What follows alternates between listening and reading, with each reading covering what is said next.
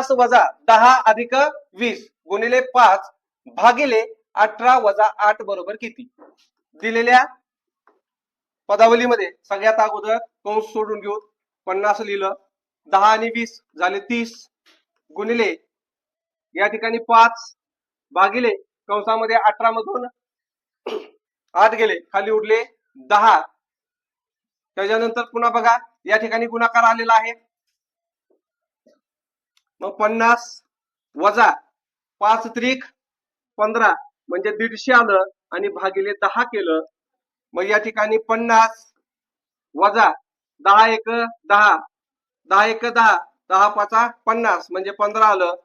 50 मधून 15 जर गेले तर खाली किती उरतात बघा. 10 मधून 5 गेले, खाली उरले 5.